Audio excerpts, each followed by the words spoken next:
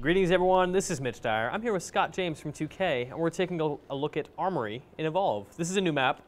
Sun, nice and high in the sky. You have some really nice lighting going on here. What's the deal with this map, Scott? Yeah, so this is Armory. This is our next desert biome map. As you can see, you're going to see a lot of the same wildlife, a lot of the same flora as you saw in the dam, which we showed at E3. And also some dead bodies. So some of these maps will have people bodies on them that are just right and ready for the monster to eat. And looks like we got a very angry nomad. So this map has got a big choke point right in the middle that the hunters can use to see, maybe the monster is on one side, maybe he startles birds up in the top. We got a lot of animals here. That's a lot of space for the hunters to cover if you're on the other side. Yeah, it can be, especially if you're going from the lower part to the upper part. This map starts very high up in that top area, and as you go down, you get lower and lower and lower. So if the monster's down in the low ground, the hunters don't have to worry about using their jetpack fuel to climb so much, so it can be a lot easier. You can move a lot more quickly as you go down the map.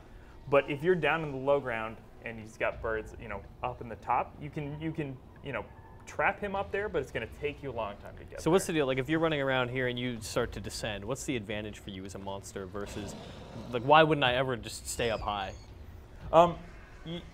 Sometimes you might want to stay up high, but if you are low level and the hunters get you trapped up there, maybe you're going against a griffin and he has just covered that entire top area with his sound spikes. You can't really move or eat without triggering one. So you're just forced down to another area. You may just be forced down, yeah, exactly. Which potentially puts you at a disadvantage, but new opportunities, new food. Yep, and the potential for to cover a lot of distance actually as Goliath. With your jumps, with your leaps, you usually want to get to high ground and then use that height to get a little bit of extra distance. So I can cover a lot of ground as Goliath. Yeah, I mean, if you leap like that a couple times, I mean, there's no way my hunter's jetpack fuel is going to be enough to keep up. You can cross the entire map in a matter of, maybe 20, 30 seconds if you leap correctly. That's rad.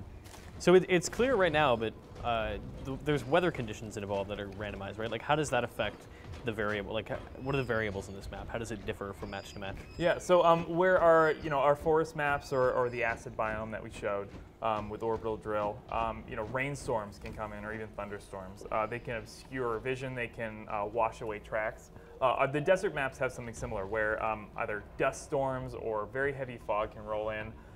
That can decrease visibility. It can brush tracks away in a similar fashion. So it can be very difficult. It can be difficult for the hunters to really track down that monster if one of those storms rolls in. So you got to be really be on your toes. And on a map like this where it's so bright, I mean, this is one of the brighter maps that we have in Evolve.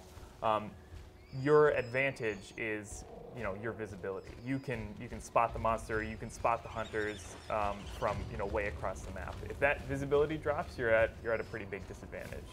So do you prefer to play the monster or the hunters on this map? I like playing the monster on this map. I feel like I have a lot of mobility, especially just because I don't need to expend energy to climb in the way that the hunters do.